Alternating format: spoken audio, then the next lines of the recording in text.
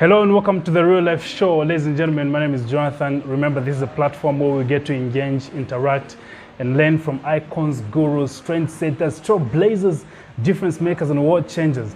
And today, unfortunately, a dark cloud has fallen upon the nation of Zambia and Africa at large, because we are mourning and at the same time celebrating the life of a legendary, an icon, an ego. Some people are saying that, yeah. But a father of this nation, Dr. Kenneth Kaunda. And seated next to me is one of the best authors that we have in Zambia, a man who has interacted or had interacted with the late president and author of Take Me to Kaunda, right? Yeah, so this is no other than Mr. Lloyd Mwinga. Mr. Lloyd, welcome to the show. Thank you, a pleasure being here. How you doing, man? Doing great, yeah, okay. Doing great. Awesome, absolutely. You look sharp. Thank you. Okay, Take Me to Kaunda. What inspired you to write this book right here?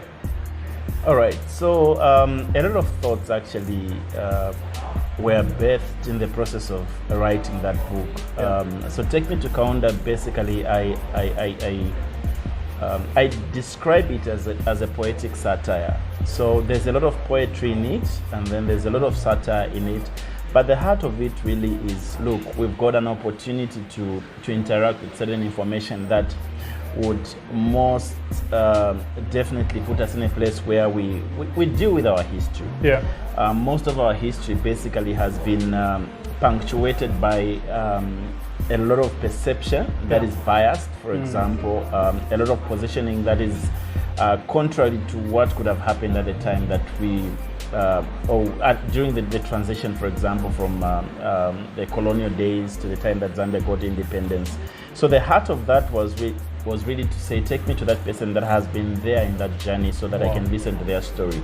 So it's all about telling us to sit before those that have been there, so that we don't tell a story from the perspective of who was told, but rather from who was there. So Take Me to Kaunda is sitting, listening to those who had been there before us, listening to their stories so that their accounts could be validated, the absence of which I think throws us in a crisis, because we get to have news that is not accurate, news that cannot be validated, and in the end we've got deleted information out there. So that is Take Me to Kaunda. Wow, awesome. You've heard it for yourself. That is a very accurate description of the book. Now, you wrote this book before Dr. Kaunda passed on, right? Absolutely. You have interacted with him on several occasions. How would you describe what kind of a man Dr. Kaunda was? Dr. Kaunda was an icon who I think words would fail to describe. Yeah. I tend to suggest that we would run out of superlatives in terms of how we would want to describe him as a person and what he was able to achieve. But the long and short of it all was that he was a selfless man, and this is clearly evidenced in the journey that this country has had, the southern region, and of course the entire Africa. The posture that him and the other great likes had portrayed, even as we traversed through this long journey to freedom as a continent. We get to see that he was a man who carried himself in a manner that was befitting a leader. We see that he was a man that was so focused, and they were detailed to the script. They followed exactly what they were looking for, and by the time they were done, obviously we got to see the results. Sitting before him, I think, was one of the most memorable moments of my life, if I may describe. There's a sense in which when he walks into an auditorium or the room in which you are seated, you feel him. Wow. That is how iconic he was. Awesome. Yeah. What would you say were the forces that drove him to such a point that he is now one of the most celebrated figures on the continent? What are those forces that drove him? For me, I would say it's a basic understanding of where we were coming from as a continent. Yeah. I love taking us back to where Africa, for example, started from. Yes, sir. And this is from after, for example, the period of slavery, what followed then. We look at the historical perspective of how Africa got divided. I think that gives us clear perspective of why Kaunda and the other men began to operate the way they did. Because the history of it, or the long and short of it rather, is that when Bismarck and team sat in Berlin, Germany, trying to by then demarcate Africa into the countries that we see today, their focus was basically looking at the mineral deposits in Africa. And so they divided us in such a way that, for example, they did not mind whether the borderlines would tear apart the Tongas. Like one side of the Tongas would be on the other side of the borderline, the other one would be on the other side. To them, that didn't matter. Same with the Bembas, call them Lozis, Tumbukas, whoever it were.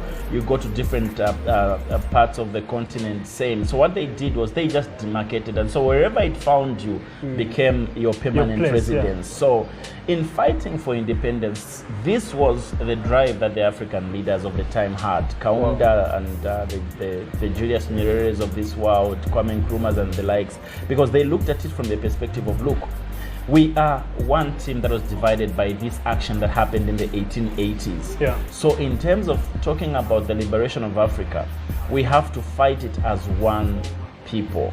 So first of all, they had to dissolve those dividing lines. And so if Zambia gets independent, for example, they'll look at which other brothers are not independent yet. So they look at Southern Rhodesia.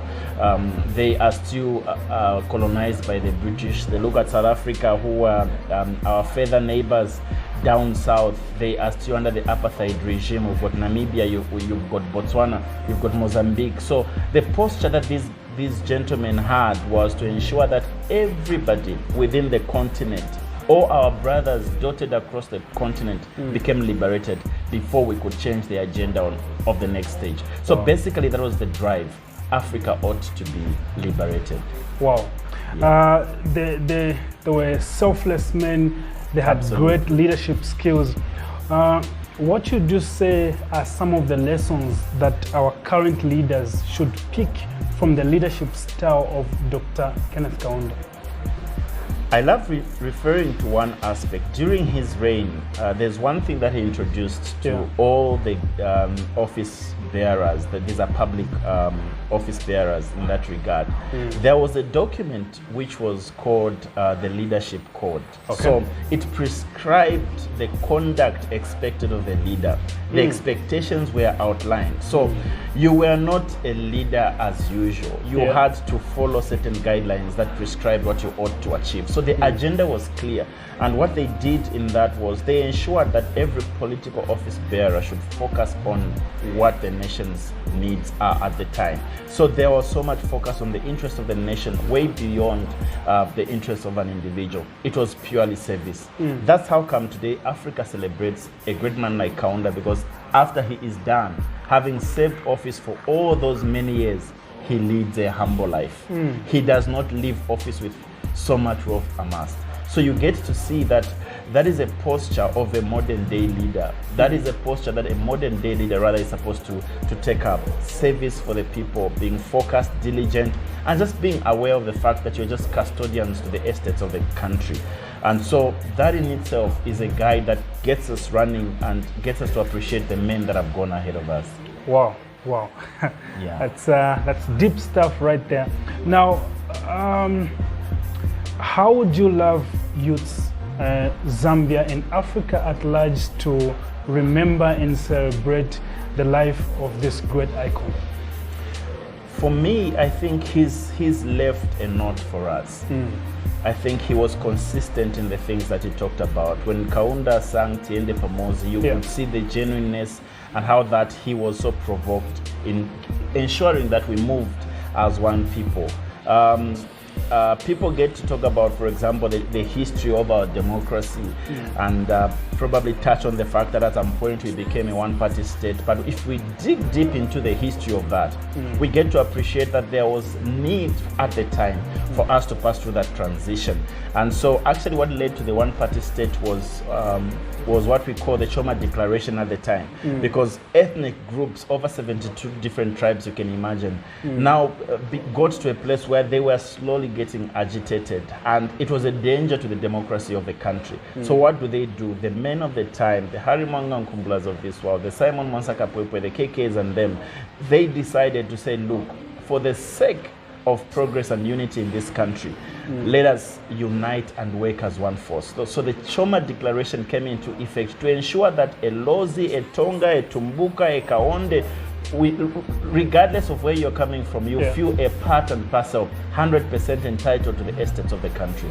So my call to everybody out there, especially the young people, is go back to the script, interrogate certain documents that that have been left for us to peruse and read through. A lot of them, a lot of events that have transpired, especially during his reign, will guide us and give us an indication of what those people were looking at. So I call upon young people to tap into that. They'll get to appreciate the extent and dedication of the men like KK was.